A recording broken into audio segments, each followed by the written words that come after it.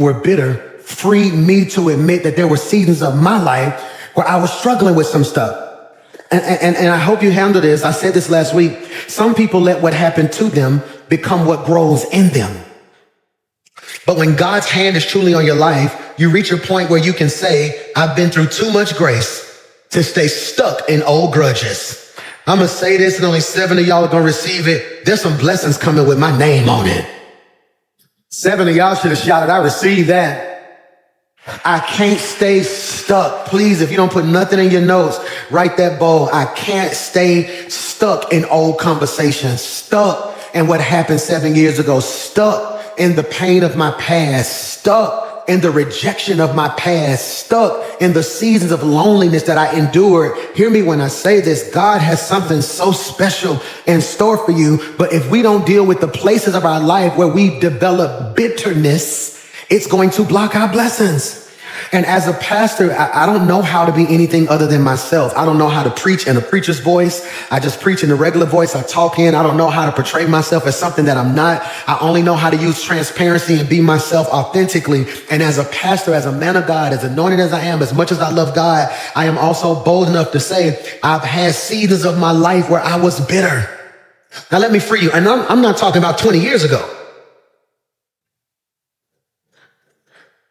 No, I've had seasons of my life where I was bitter 6 months ago, 8 months ago, 9 months ago, a year ago. There are things in my life I'm starting to realize now, because at the end of the year, I sit back and I reflect and I make notes and I talk to myself. Okay, well, how did I feel about XYZ? As things happen, you might want to steal this from your pastor. As I go through things in a year, I got a note in my phone where when something happens that hurts me, I make a note. And at the end of the year, I go back to my notes and address my pain. See, you can't heal what ain't been diagnosed. So no, literally, I've been going through my notes in my phone like, that hurt. That took something out of me. Now I can see where I got a little bit more guarded here. Why, PMJ? Hope you catch this, because bitterness is discipleship in reverse. Bitterness is discipleship in reverse. Discipleship makes you more like Christ, while bitterness makes you more like your wounds. One makes you heal, while the other makes you hide. That's critical. And what I'm telling you is you are in a season of your life where you have to heal. I'm going to say that again. You have to heal. I want you to hear me because I'm being very intentional when I say this. I'm not saying you need to heal. I am saying you have to heal. There are doors that God is opening for you in 2026 that the broken you gonna blow.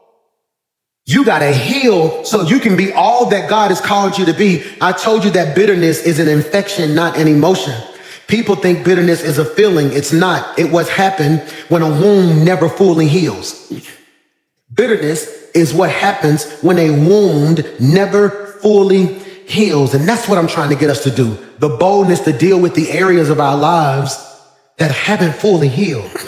And I told you, bitterness spreads through your thoughts, settles in your identity, and starts speaking in your voice. It will cause you to sabotage relationships, misread love, and mistrust blessings. That's critical, Pastor Mike. Why is that important? Because bitterness turns self-defense into self-destruction. Michael, bitterness turns self-defense into self-destruction. No, you will think you're protecting yourself and don't realize you're hurting yourself. I got an inbox this week from a brother. He said, Pastor Mike, I sat in my room all day, man, just thinking about the stuff you preach. He said, it didn't hit me. I had 2 friends hit me and say, man, he said, I apologize to my friends because I said, hey, man, there's some place in my life where I had blind spots. I didn't realize I was still hurt. I was keeping people off. They said, man, we wanted to help you, but you so defensive. And every time we try to jump in and help, you get so aggressive that we didn't even know if we had a right to jump in and help. So because you're so defensive, we don't even know if we can help you. But then he's sitting at home like they don't even love me enough to help. Not realizing it was his own bitterness and his own self-defense that was blocking his blessing. I'm going to say this, only 3 of y'all going to catch it. 2 of y'all may have church with me when I say this. I got to heal because there are blessings looking for me. I'm in the wrong church. I'm going to say it again, and 3 of y'all going to receive that. I have to heal because there are blessings that are looking for me. I can't walk around upset. I can't walk around mad. I can't be worried about if this person going to be a snake or a liar. I can't worry about if they're going to betray me or play me. God got me. I am too blessed to be walking around dealing with life by myself because I never dealt with the pieces of me that have not healed. I'm going to say this, blessings are looking for me. You ought to just speak that over your own life right there. You ought to just lay hands on your own heart and say, blessings are looking for me.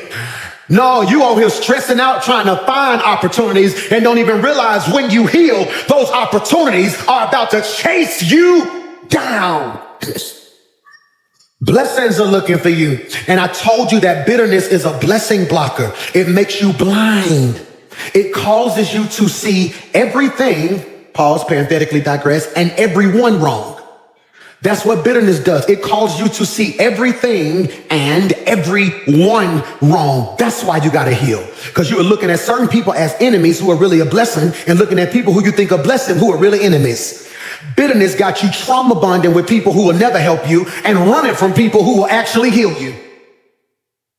Bitterness got you in stuff that you should not even be in. Hear me when I say this, man. So hear me. Blessings are looking for me. And that's where we find ourselves in today's text. In 2 Samuel chapter 9, verse 1, David comes and it's on the screen. It says, is anyone, this can preach, in Saul's family still alive, anyone to whom I can show kindness for Jonathan's sake? I think I'm going to preach right here, then teach the rest of the day. Is there anyone, go back, moving too quick. Is anyone alive in Saul's family, anyone to whom I can show kindness for Jonathan's sake? Are you taking notes right here? In your notes, I want you to write this, Saul's family. Saul's family. I want you to put that in your notes. Saul's family. So if you're taking notes, and I love the way you guys are taking notes, I want you to write it like this. Put Saul's family. Put that right there in your notes. Saul's family. Draw a line under Saul's family. Under Saul's family, write Saul. Then write Jonathan. All right. Then write blessed. Jesus Christ, you missed it. Saul is beefing with David. This is why you got to have a mature person in your life who can tell your story right. Because if I was immature, I would say Saul and David beefing. But Saul and David ain't beefing. Saul got a problem with David. David ain't got no problem with Saul. See, that's why 6 people got your testimony twisted. Because they say, I heard y'all don't like each other. No, I don't know them not to like them. No, something about my favor offended them. They got a problem with me. I ain't got no. That's for 3 co-workers, 2 cousins, and your old friends who think you sitting around thinking about them. I'm not thinking about you. I'm about what God called me to be right now. David has not disrespected Saul. David never disrespected Saul. David never disrespected Saul. David never disrespected Saul. What are you talking about? He did nothing. Saul's issue with David ain't because of what David did to him. It's because people started seeing David in a different light than they say Saul. They said Saul killed his thousands, but David killed his tens of thousands. Saul couldn't handle that the favor on David's life started making other people say, that boy got something that he ain't got. Please stop judging me based off of what God put on me. If I ain't did nothing to you to offend you, it's not my fault. I'm favored, gifted, and anointed. I need you to touch 3 people and tell them it's not my fault. I didn't decide to be favored. I didn't pick this anointing. You got better clothes than me. You got a better car than me. You make more money than me. Yet you still worried about me because the anointing on my life is different.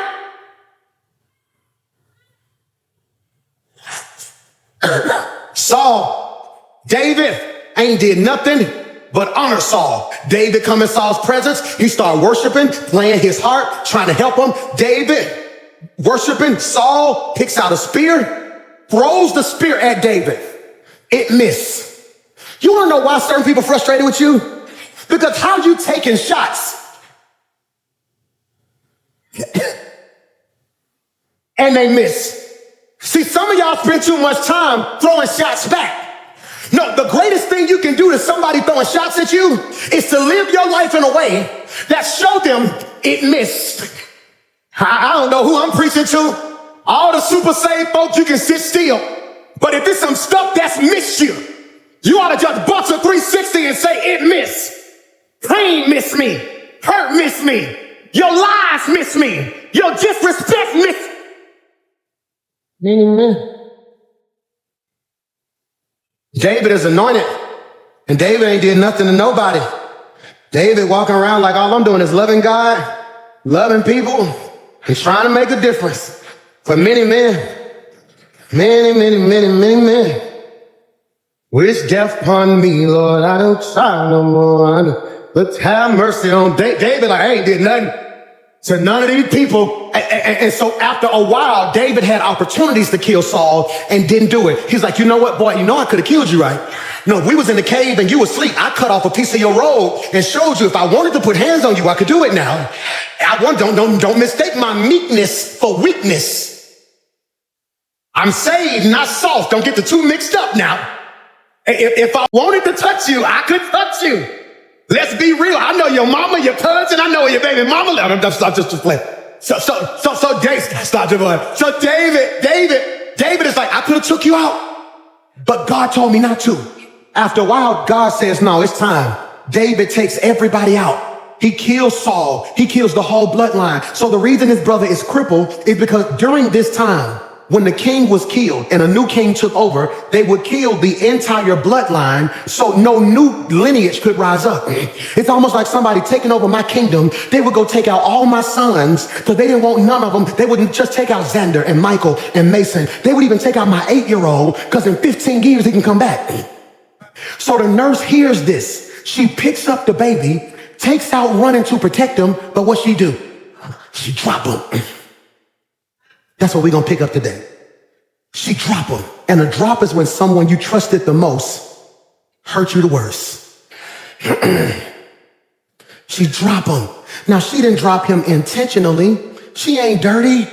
She didn't pick him up and throw him. She dropped him. I told you last week, I want you to always view life through a different lens. She could have left him. Can I ask you a question?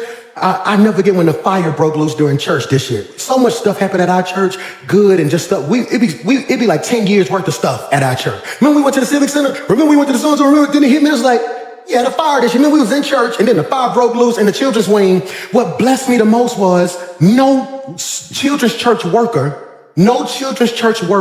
got so scared that they ran out the building and left kids. No, come here, let me get you. No, come here, let me get you. They were prepared for this moment. But let me free you. But if they would have grabbed a child and dropped him, we would be upset because the child was dropped. But we can't frame it like, I can't believe she was just as scared. People don't give you enough credit that yes, you weren't everything they needed you to be. But they don't realize you was trying to be to them what you didn't even know how to be to you and was still dealing with the stuff you had to deal with all at the same time. I'm sorry I didn't call you back. I know you were stressed, but I was too. I'm sorry I couldn't help you with that bill. I was just as broke as you. I'm sorry I didn't stay on the phone with you that night. My man was tripping. I'm sorry I didn't do so-and-so. My family was tore up. See, we need to normalize being brutally honest. And telling folks, no, I'm not going to let you run with that narrative no more. I didn't leave you hanging. I was barely hanging on myself. Am I preaching to anybody? Can I preach to 3 people who barely got your stuff together and you still trying to make sure everybody else got their stuff together? And then they got the audacity to tell you ain't been there for me? And part of you want to say, you know what? I wouldn't even be broke if I wasn't trying to help all y'all at the same. Am I preaching to anybody? So she picked him up. She's running and she dropped him. That's critical. She dropped him. She dropped him. She dropped him. This is critical. This is critical. She dropped him. Because you will always get dropped when you're surrounded by people that operate by fear and not by faith. Fear. You will always get dropped when you're surrounded by people that operate by fear and not by faith. Please listen to your pastor. I'm not perfect. I don't claim to be perfect. None of that stuff. Whenever I go through something, I preach about it and I try to share with you how I'm coming through it. That's all I'm doing, okay? So here's what I need you to do. I need you to start sitting back and I need you in your group thread with the people who matter most to create that group thread and say, hey guys, where do we need to heal? Because being unequally yoked ain't just about who you marrying.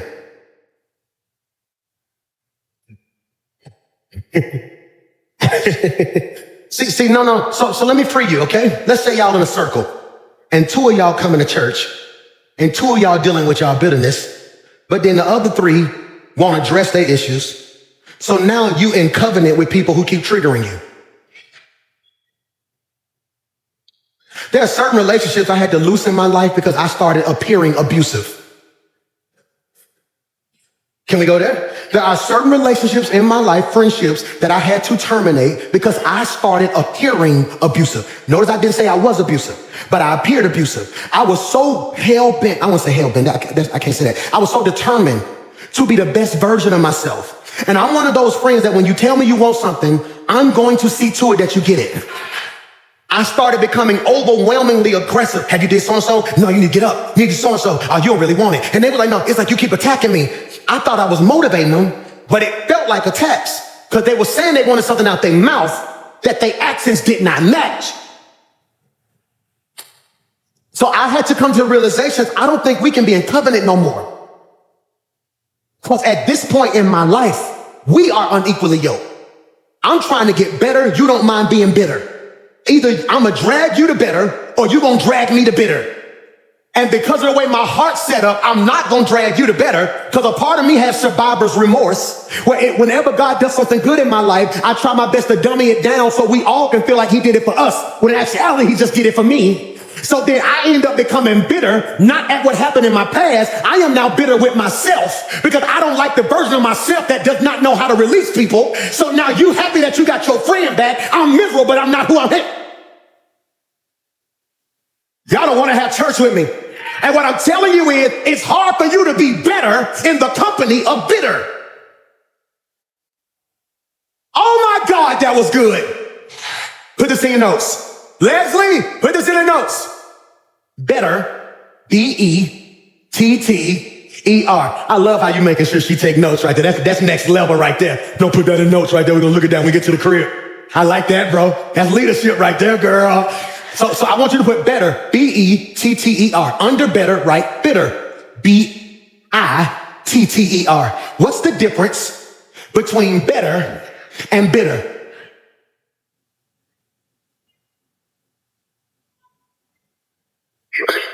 As long as it's always about you, you're going to stay where you at. I don't like it. I don't feel like it. I don't understand. I don't want it. I shouldn't have to feel. And God is like, well, since it's all about you, you're going to stay bitter. The difference between bitter and better is the ability to deal with what I've been running from. It's good. It's good. She drops him. She drops him and he becomes crippled. Now, there are local colloquialisms that suggest he got dropped on his head. I heard a preacher say this once. He said there was an old age local colloquialism. To be dropped and lame in both feet means that you were dropped on your head, and the head trauma caused your feet not to work. There's no biblical backing that suggests that that's true. I can't find it, so I can't really stand on that if I can't proof text it. But what it does mean is this. It's on the screen. The text is not merely reporting a physical injury. It is revealing a psychological imprint. It's on the screen. Because trauma not only altered his mobility, it altered his identity. Wow. Trauma not only altered his mobility, it altered his identity. He didn't just lose the ability to walk. He lost the ability to believe he belonged. What you went through wasn't just about what you went through. You've been so focused on what happened to you that you miss what's been altered in you.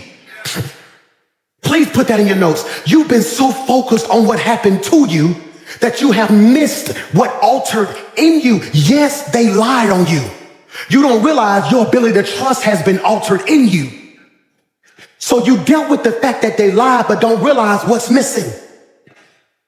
I never forget when my house got broken. I was living on the east side and our church started blowing up. And so we had 6, 7 services every Sunday. So they knew where I was going to be. And every Sunday at 12:30, my deacons would walk in church and they would wave at me in church. I would in church and they would break in my house at the 12:30 service every week. Just break in. And it's like they would break in the garage, take something out of the garage, break in the garage, boom, take. Then once they realized that my alarm was just there for decoration, I wasn't paying that alarm bill. Who else ain't paid your alarm bill? Anybody? It go off, ain't nobody coming in Jesus' name. You're like, I was just I thought that would be enough. Evidently, they broke in and it went off and they went in the bushes. And like an hour later, didn't nobody show up. Then they just in there cooking, just taking their time. They would go upstairs. I didn't care. They just take stuff out the garage and boom. They got in the den, took some stuff, boom. It didn't break me till they took my PlayStation. Oh, we had to call the police then. There's somebody going to jail. Somebody going to jail now. And I never forget, this is critical. I need you to catch this. They had broke in so many times that we didn't realize what they stole till we went and looked for it. I know one day my wife was like, have you seen my earrings, the ones we got? I was like, so what you talking about? I was like, and we both looked and said, they got your earrings. That wasn't on the police report though, because we could tell the TV was missing. I could tell the PlayStation was missing. I could tell the lawnmower was missing. But there were certain things that we didn't know were missing until we went for it. You so busy on what you survive, you don't even realize what's missing till you reach for it. The reason you snap so quick now is that you don't realize, yeah, you made it through that trauma, but your peace has been gone. So when you go to pull on your peace to keep your mind, now ain't no peace there and you're losing it because yes, you made it through. You don't know what didn't. This brother, this is critical. Put it back on the screen. I want them to see this because trauma not only altered his mobility, Michael, it altered his identity. He didn't just lose the ability to walk. He lost the ability to believe he belonged.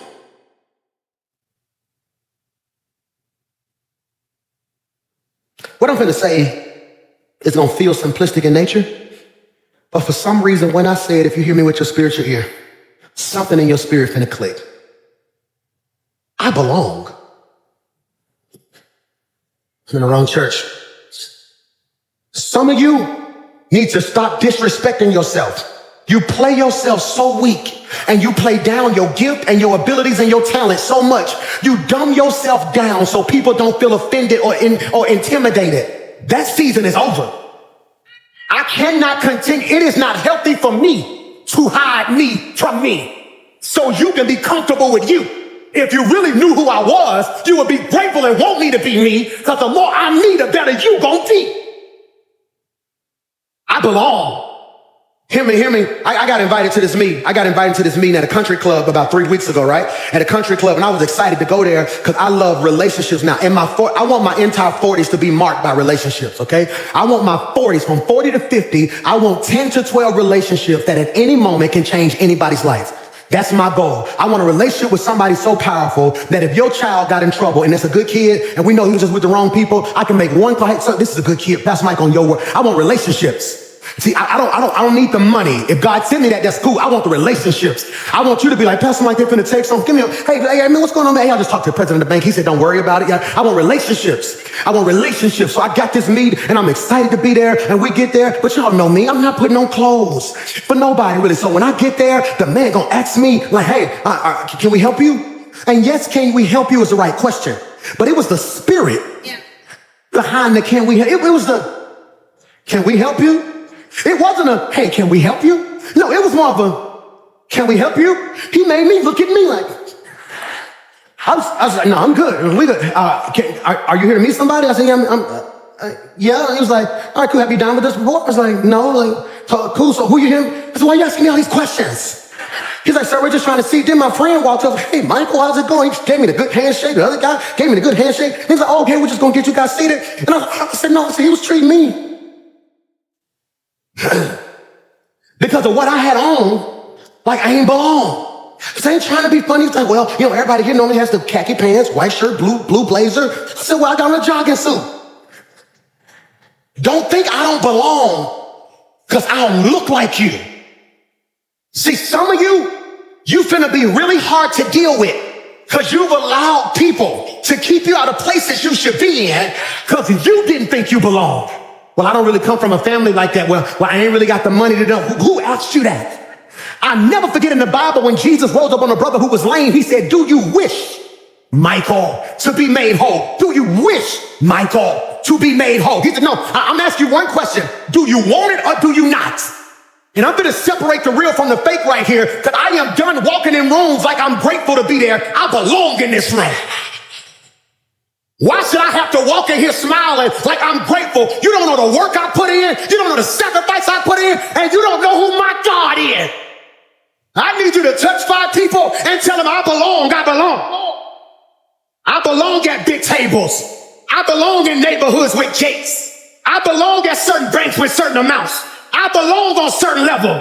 God did not bring me this far just to bring me this far. I am the righteousness of God. I belong.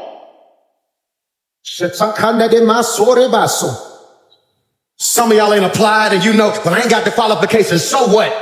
The worst they can do is not call you back. When you get home, fill it out, press send like you belong. When you leave here today, go through some of these neighborhoods and just ride around and see what your future neighbors look like because you belong. The dealership closed anyway. Just pull up at the dealership today, go up under the thing and just walk around and touch it and say, I belong in this right here.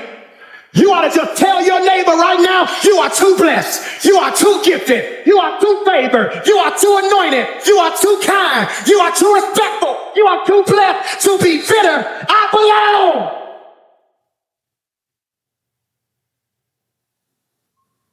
This is it right here, Dre. I feel it.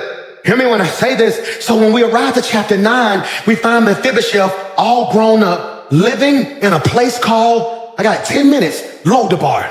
He's living, put that in your notes, Lodabar. Lodabar. Lodabar. L-O-D-E-B-R. Y'all was struggling with that Lodabar. Whenever all y'all do this, then y'all done figured out I got these screens too, yelling. Lodabar. He's living in Lodabar. Put this in your notes. Because Lodabar isn't just where he lived, it's where he survived. Why is that important, PMJ? Because this isn't a random detail. It's revelation through geography. Whenever you see a city or a place named in the Bible, that's intentional because all names carry definition. They didn't randomly call a city Birmingham. They named that place Lodabar because it is revelation through geography. Lodabar isn't just where he lived, it's where he survived. All right. Say that better, Mike. A lot about who you are would change if you understood. So I'm so grateful I'm from Ansley, 1501 51st Street. I love Ansley. Hear me when I say this. We left Ansley when I went to seventh grade. Up until then, I was Green Acres, Central Park Elementary, Green Acres Middle School. I love being from Ansley, okay? Hear me when I say this. I hope you catch this. Ansley is not just where I live, it's where I survived. Because a lot of my friends didn't. You see, a lot of them locked up. I know a lot of them who died. That's why when they see me, they be like, boy, we're so proud of you. Because it ain't just where I lived, it's where I survived. So I want you to think about where you come from. You didn't just live there, this revelation. It's where I survived. What is Lodabar? Put this in your notes. Lodabar translates in the Hebrew to mean no pasture, no word. No pasture, no word. So think about this. Mephibosheth is the heir to the throne living in Lodabar. He should have a feast, but he's at a place with no food. He should be honored as a king, but he's in a place of no honor. No pasture, no word. Lodabar. Lodabar. Some of your relationships are Lodabar.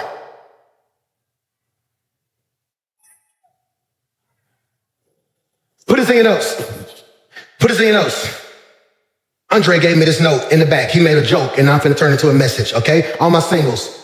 I end up in relationships that are low the bar when the bar low.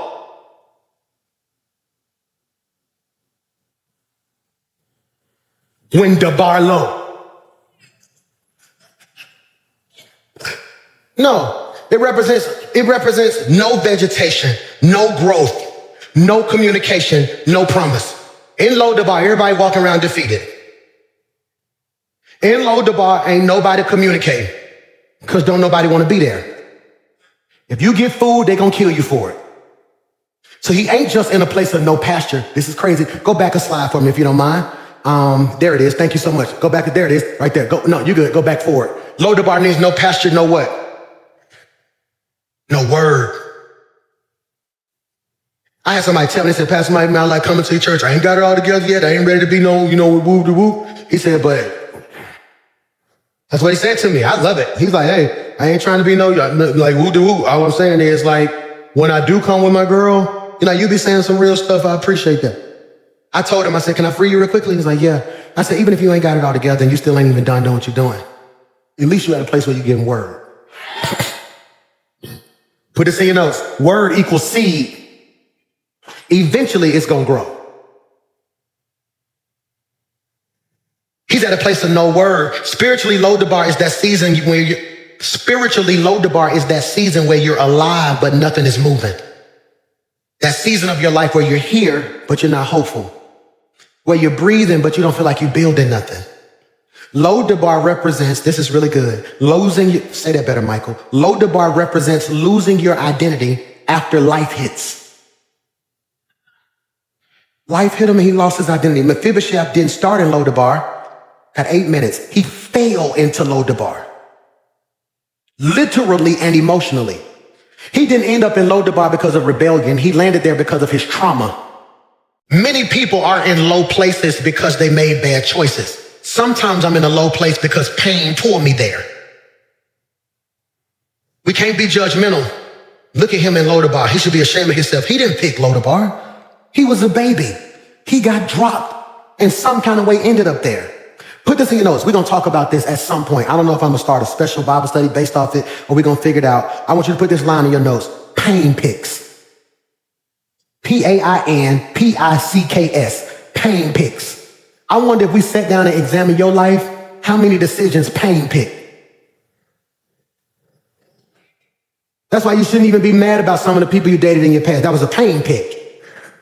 You were hurting and you had just dealt with some trauma you never fully healed, and a part of you just didn't want to be by yourself, and pain said you needed somebody.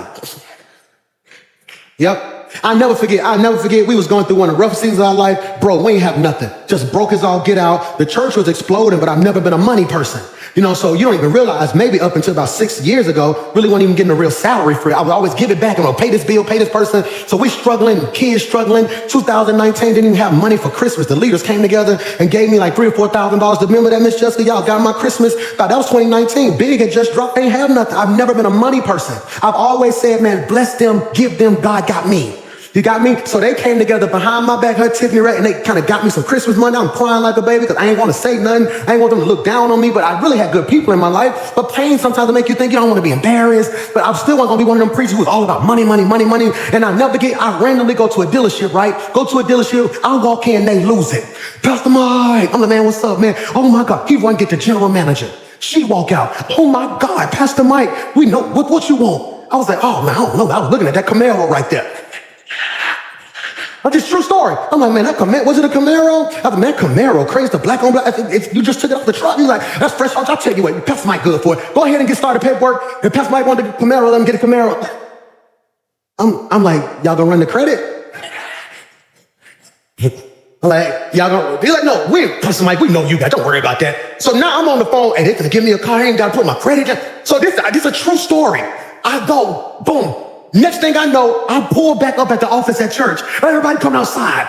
Oh, I had a black Camaro, had never been drove. They looking at me like, how you get the Camaro? I said, I went into the dealership. The lady was like, you Pastor Mike, we know you good for it. All I did was sign my name and boom, just left. I pull up at home. Baby, look at the Camaro. She like, wait, whoa. I'm Pastor Mike. I walked in there, was like, it's Pastor Mike. They just kind of gave it to me. That's when Tip was like, I don't think nobody's just gonna give you a car. She's like, tell me what you did. I said, I put my social security number down. I ain't even checked none. I'm Pastor Mike. Why y'all ain't happy for me? I done gave y'all everything, and the moment God do something for me, now all y'all want to turn into credit repair people? Who get mad and your pain start talking? Yes, he crazy, but he my crazy. Why y'all can't be happy for me? So all of a sudden, I'm telling my wife, you need to be happy. God opening doors. We ain't even got none. Yada. Then all of a sudden, a bill came. That note was like $1,200-$1,300 a month. It was like the worst interest ever. I'm sitting there, I'm like, ooh. So I'm calling, hey man, we're gonna have to bring this back. Like, they're like, you can't just bring it back. It's been longer than 30 days. You can't just bring it back. So now this 888 number calling me. Who know what that 888 number is? Anybody know that 888 number? Come on, be honest with me now. So now 888 calling my phone. I ain't never had an 888 number. I'm like, hey, hello, is this Michael McCoy? Yeah, this is Michael. Pastor Michael, how you doing? Yeah, we want to call you in regards to that black Camaro that you have. No, so now here it is. Now I'm having to put the car in somebody's house. That car is kicking up. Did y'all miss the part of the sermon where I said I'm from Inslee? I know what to do now. I know it. Don't let Valley Dale fool you. I know what to do now. So now I done put the car in my mama's house. I'm trying to do X, Y, Z. We trying to figure out. I think I end up selling the car. So but hear me when I say this. That car kicked my butt. And you wanna know what I realized now at 40? Pain picked it. I ain't have nothing. So part of me wanted to at least look and start listening to people say, oh, you Pastor Mike. Oh, you Pastor Mike. So I started feeling like I needed something that made me look and feel like Pastor Mike. Till the bill came. I don't want to be him no more. Who don't want to be grown no more? Throw your hand up. I'd gladly go back to my mama's house right now. Why is that important, Pastor Mike? Put this in your notes. Because the enemy loves to convince gifted people that a traumatic chapter should define their whole story. That's what he wants you to do. He wants your pain to pick. He wants to convince you that this chapter of your life defines the whole story of your life. That's critical, wounded and all. So look at this happen. I'm gonna fast forward. We go to verse 1. So one day David asked, is anybody left? Is anybody left? They said, we got Mephibosheth, but he's crippled in both feet. He's crippled, this can preach, but he's called. He's crippled, but he's called. He's crippled, but destiny waiting on him. It's critical now. And sometimes being blessed requires you to win with what you got left. His legs don't work. His feet don't work, but he's anointed. He's gifted. He's favored. He's blessed. This is critical now. And look what he tells them in verse 5. So David sent for him and brought him from Machir's home. That I'm finna run. He brought him from Machir. I tell you what, Karan, Grizz, grab T. T gonna be Mephibosheth, okay? Mephibosheth feet don't work. Do me a favor. Go. I need you to bring him. Y'all miss y'all shout. But I didn't send for him, because if I would have sent for him, I don't know how long it would have took for him to get there. But he said, no, the same folk who was responsible for your trauma don't have to be responsible for your come up. That's why the same folk who laughed at you in one season gonna have to watch you be blessed in another season. Put scripture on it. He prepares a table before me in the presence of my enemies. And he said, now watch this. He said, so I need y'all to bring him to me, but you got to be careful. Do you got a good grip on him? Do you got a good grip on him? Because hear me, you got to make sure the people in your life are strong enough to carry you in seasons where you ain't got enough strength to carry yourself. I'm not preaching to everybody. Can I preach to 3 of y'all who's always been the strong one, but you had a season of your life where you didn't have the strength to be strong no more? And a part of you was looking like, why won't none of y'all carry me like I carried you? But God said, I'm putting people in your life this year who are going to be strong enough to carry you through the roughest seasons of your life. I'm not weak. Let me free you. To whom it may concern, they're not weak. They are not lazy. They are not selfless. They're just in a season where they don't have the strength to carry themselves. He's crippled where? Not in his legs. He's crippled in his feet. If it was his legs, the Bible would have said it. No, it said he's crippled. When it talked about being pierced in his side, they named a body part. They said they put nails in his hands, they said a body part. They said he's crippled in his feet. No, his legs work. The feet don't. I don't care how strong your legs are. If your feet don't work, you have no stability. I'd rather have strong feet and weak legs than have strong legs and weak feet. Because at least I can stand. He's weak. He's weak. Hear me what's going to happen now. He says, no, I'll tell you what. Put verse 5 on the screen. He says, no, bring him. In verse 5, he says, they brought him. And look at the next verse. The next verse says, he looks at him and says, don't be afraid. I want to free you real quickly. Can y'all bring him here? Do me a favor. Can y'all bring him here? Okay, I want to show you something. I want to show you something. This is what's, y'all good, right here? This is where some of y'all fail. Okay. Are y'all still locked in with me? Mephibosheth don't know them. Some of y'all only want to be helped by people you know. What if Mephibosheth would have been like, I don't need to know them the folks who killed my daddy. Them the folk who killed my granddaddy. I ain't got time. I believe Mephibosheth said, what do I got to lose at this point? I'm going to die in a dead place, or I will at least die trying to get to a better one. Look what he said. Look what he says. It strings me. He says, I need you to catch this now. He literally says, you got to catch me. He says, don't be afraid. Here's the question I got, and I pray you can receive it. What about his appearance said he was scared? For David to say, don't be afraid, that's indicative of the fact that something in him, oh, you're struggling. You look good. I think you're struggling a little bit. Is he heavy? You want to sit him down real quick so you can reposition yourself? Let's do that. Let's sit him down real quick. I'm sorry. So you want me to be considerate of you while I'm holding on for dear life?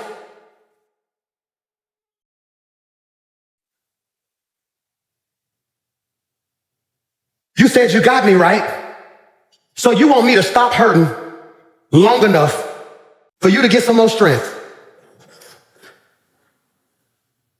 If you got me, you got me. And I wish people in your life understood how heavy they were.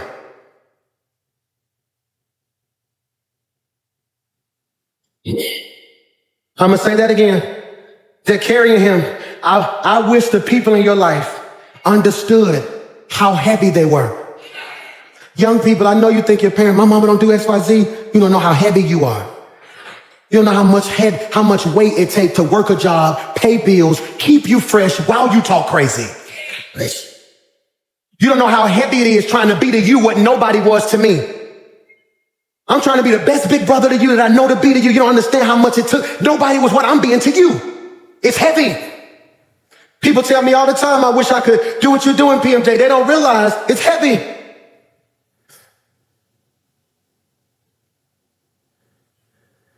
He heavy. Can I ask you a question? Are you at least helping them with your weight? Is he holding on? See, because even though people are carrying you, you can do your part too. Yes, I'm a weight, but I don't have to be dead weight. Michael! Scripture. David said, watch this, let's go home. For I will surely show kindness for your father, Jonathan. Look what he says. I will restore all the land and you can eat. I tell you what, sit him at the table, at my table. We finna have church by ourselves right here. He said, yeah, I know you living in Lodabar, no pasture, no food, no word. But after today, you're gonna have everything that should have been yours in the first place. If you don't shout for nothing else today, shout that God's giving you back everything that you should have got. Every blessing that held up is getting ready to hit your life at the same time. Look what he said. He says, the scripture says, you good, man. You will always eat at my table. Now here's what you missed. He said, I'm going to give you your land back. In those days, you only ate what you farmed. He said, I'm going to give you the land. This is a business standpoint where all my entrepreneurs listen. You can lease out the land if you want to and make the money. What you eat ain't going to be based off of what you do. If you never put nothing in the ground, you still going to eat because you're going to eat at my table. So you want some chicken? Pass the chicken, brother. Oh, yeah, there you go right there. What else you want? Salad. Okay, there you go. Potato. You can pass those potatoes over there. Thank you. Yams, collard greens, mashed potatoes, beans, greens, potatoes. You name it. There it is, man. Wow. It's crazy, ain't it? It's crazy. Drink, man. Get yourself a drink right there, man. Can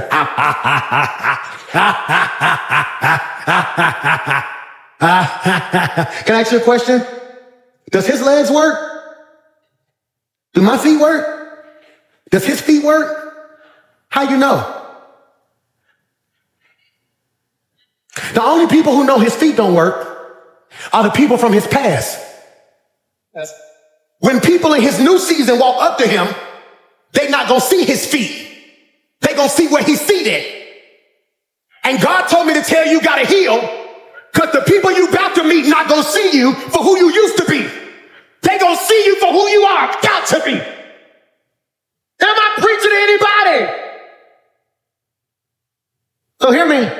You ain't got to walk around down. I'm at the table. I'm at the table. Every entrepreneur should have heard me when I say that. You don't know who bringing what to the table. You just know we all at the table. We all at the table. I decree and declare, stop introducing yourself based off of your old hurt. Stop telling new people what you went through 7 years ago. They weren't there and you don't look like it anyway. When they see you, you just need to walk in what God get ready to call you to be. All things are passed away, and behold, all things are made.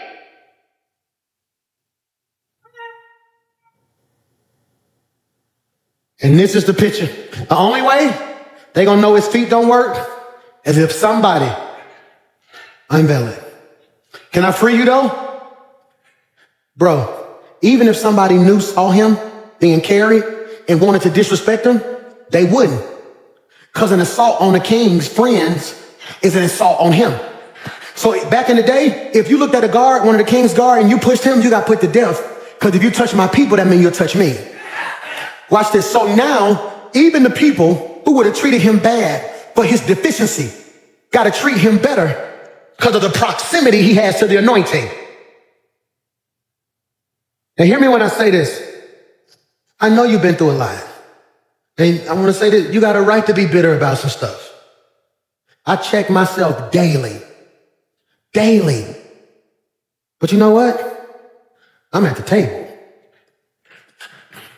And I'm telling you, you're at the table. And what God is doing in your life, I want you to put this in your phone. Now, I'm sending you home on this. The blessing isn't random, it's positional. God places you where favor can find you. So if you're going to live blessed and not bitter, there's 3 things we have to do. Number 1, release who dropped you. You got to release who dropped you. Why, PMJ? We often feel like we're owed an apology, an explanation, or acknowledgement. But the truth is you can't be blessed and bitter at the same time.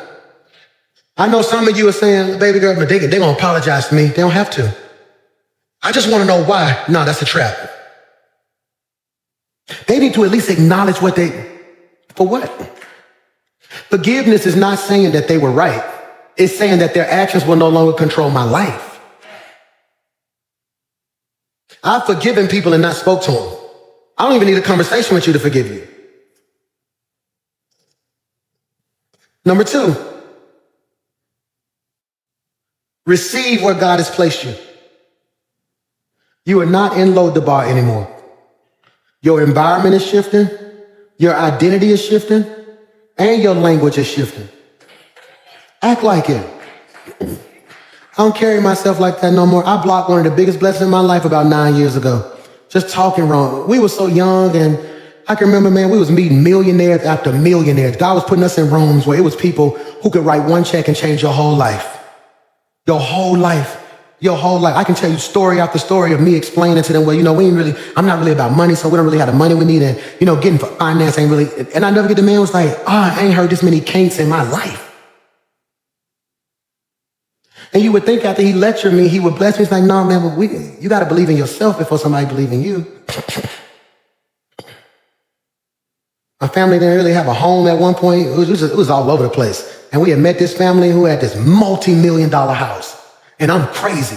When I tell you I'm crazy, I walked up to the family, I want you to give me this house. I said, you're going to hold a mortgage for me. We're going to figure this thing out. And they said, you know what? We're going to pray about it because we own houses all over I'm like, oh my God.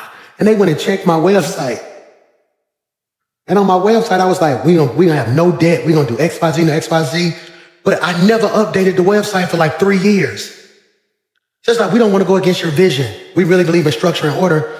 And I couldn't even tell them, like, what it said was that you don't believe in your vision enough to keep your vision up to date. You're carrying yourself like you're in Lodabar.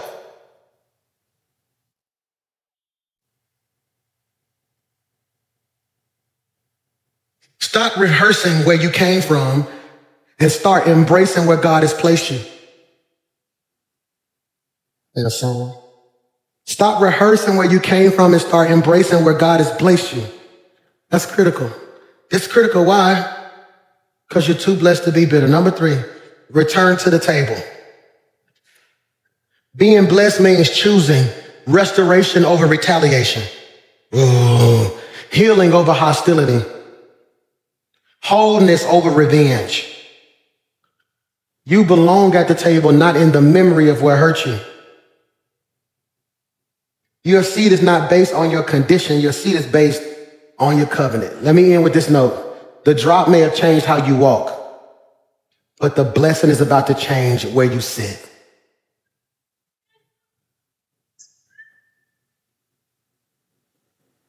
Father, in Jesus' name, I pray that we leave here today acknowledging the places of our life where we were dropped. God, I pray that we don't leave here acknowledging the place. I pray that we don't leave here acknowledging the places we were dropped and then feeling sorry about them.